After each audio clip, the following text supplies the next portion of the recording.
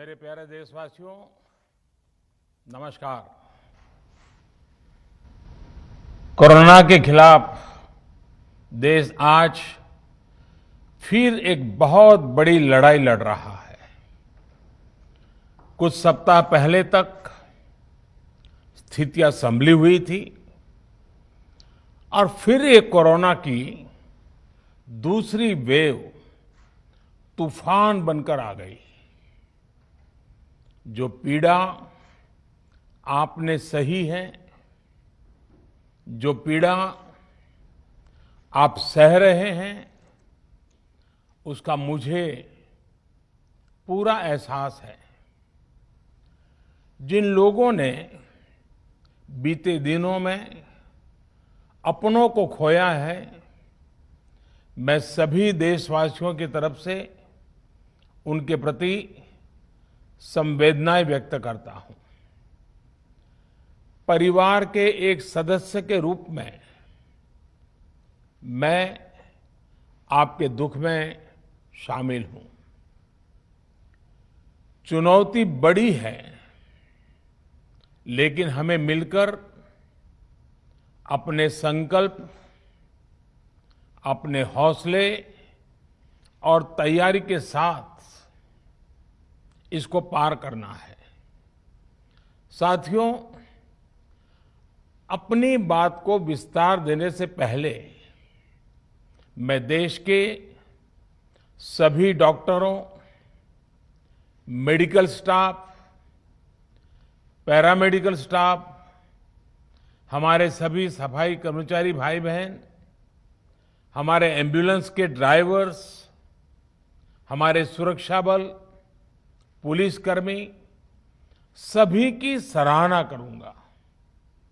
आपने कोरोना की पहली वेव में भी अपना जीवन दांव पर लगाकर लोगों को बचाया था। आज आप फिर इस संकट में अपने परिवार, अपने सुख, अपनी चिंता छोड़कर दूसरों का जीवन बचाने में दिन रात जुटे हुए हैं। साथियों, हमारे शास्त्रों में कहा गया है, त्याज्यम न धैर्यम विदुरेऽपि काले, अर्थात कठिन से कठिन समय में भी हमें धैर्य नहीं खोना चाहिए। किसी भी परिस्थिति से निपटने के लिए हम सही निर्णय लें, सही दिशा में प्रयास करें, तभी हम विजय हासिल कर सकते हैं। इसी मंत्र को सामने रखकर आज देश दिन रात काम कर रहा है। बीते कुछ दिनों में जो फैसले लिए गए हैं, जो कदम उठाए गए हैं, वो स्थिति को तेजी से सुधारेंगे। इस बार कोरोना संकट में देश के अनेक हिस्से में ऑक्सीजन की डिमांड बहुत ज्यादा बढ़ी है। इस विषय पर तेजी से और पूरी संवेदनशीलता के साथ काम किया जा रहा है। केंद्र सरकार, राज्य सरकारें, प्राइवेट सेक्टर, सभी की पूरी कोशिश है कि हर जरूरतमंद को ऑक्सीजन मिले। ऑक्सीजन प्रोडक्शन और सप्लाई को बढ़ाने के लिए भी कई स्तरों पर उपाय किए जा रहे हैं। राज्यों में नए ऑक्सीजन प्लांट्स हो, 1 लाख नए सिलेंडर पहुंचाने हो, औद्योगिक इकाइयों में इस्तेमाल हो रही ऑक्सीजन का मेडिकल इस्तेमाल हो, ऑक्सीजन रेल हो, हर प्रयास किया जा रहा है। साथियों, इस बार जैसे ही कोरोना के केस बढ़े, देश के फार्मा सेक्टर ने दवाइयों का उत्पादन और बढ़ा दिया है। आज जनवरी फरवरी की तुलना में देश में कई गुना ज्यादा दवाइयों का प्रोडक्शन हो रहा है। इसे अभी और तेज किया जा रहा है। कल भी मेरी देश की फार्मा इंडस्ट्री के बड़े जो प्रमुख लोग हैं, उसके जो एक्सपर्ट लोग हैं, उनसे बहुत लंबी चर्चा हुई है। प्रोडक्शन बढ़ाने के लिए हर तरीके से दवाई कंपनियां की मदद ली जा रही है। हम सौभाग्यशाली हैं कि हमारे देश के पास इतना बड़ा मजबूत फार्मा सेक्टर है जो बहुत अच्छी और तेजी से दवाइयां बनाता है। इसके साथ ही अस्पतालों में बेड की संख्या को बढ़ाने का भी काम तेजी से चल रहा है। कुछ शहरों में ज्यादा डिमांड को देखते हुए विशेष और विशाल कोविड हॉस्पिटल बनाए जा रहे हैं। साथियों, पिछले वर्ष जब देश ने कोरोना के कुछ ही मरीज सामने आए थे, उसी समय भारत में कोरोना वायरस के खिलाफ प्रभावी वैक्सीन के लिए काम शुरू कर दिया था। हमारे वैज्ञानिकों ने दिन रात एक करके बहुत कम समय में देशवासियों के लिए वैक्सीन विकसित की है। आज दुनिया की सबसे सस्ती वैक्सीन भारत में है। भारत की कोल्ड चेन व्यवस्था के अनुकूल वैक्सीन हमारे पास है। इस प्रयास में हमारे प्राइवेट सेक्टर ने इनोवेशन और एंटरप्राइज की भावना का बेहतरीन प्रदर्शन किया है। वैक्सीन्स की अप्रूवल्स और रेगुलेटरी प्रोसेसेस को फास्ट ट्रैक पर रखने के साथ ही सभी साइंटिफिक और रेगुलेटरी मदद को बढ़ाया गया है।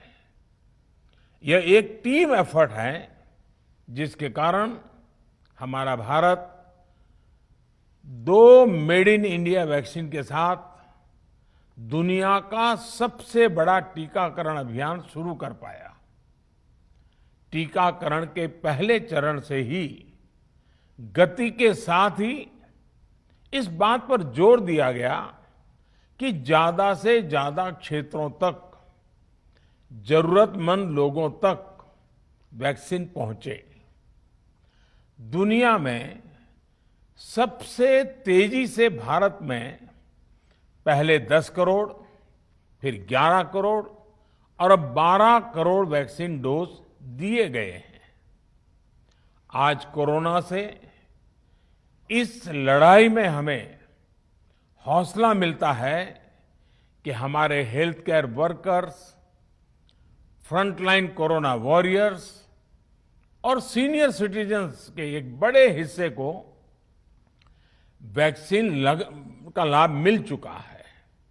साथियों, कल ही वैक्सीन को लेकर हुए एक और अहम फैसला भी हमने किया है।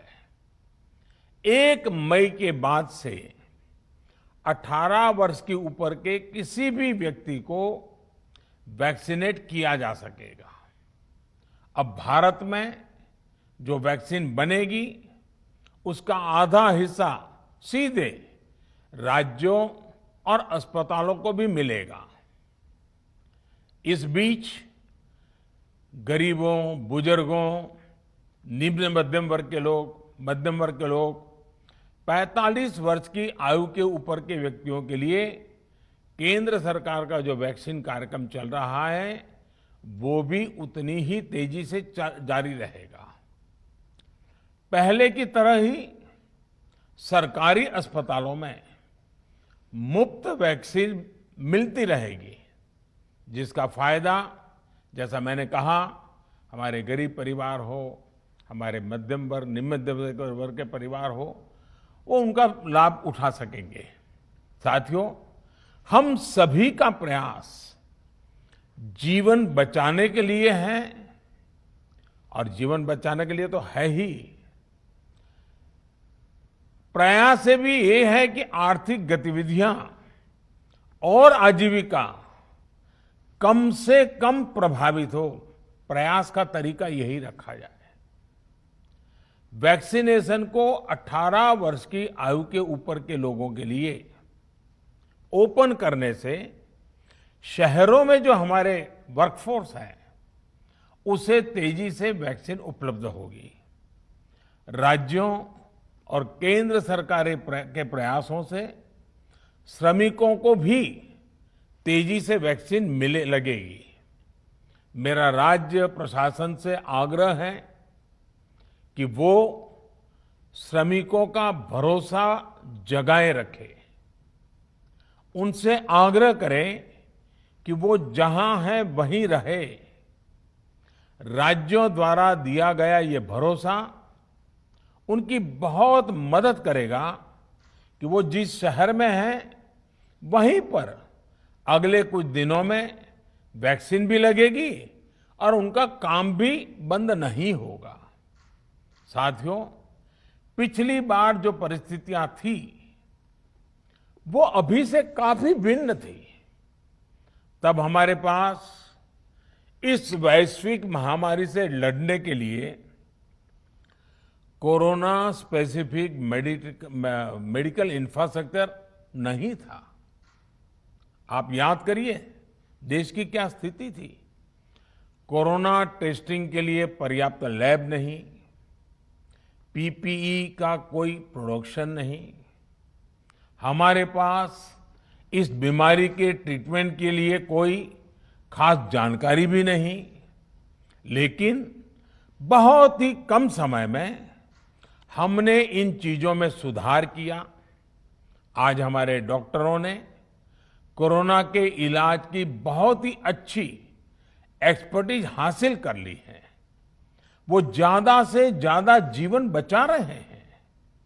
आज हमारे पास बड़ी मात्रा में पीपीई किट्स हैं, लैब्स का बड़ा नेटवर्क है और हम लोग टेस्टिंग की सुविधा को निरंतर बढ़ा रहे हैं।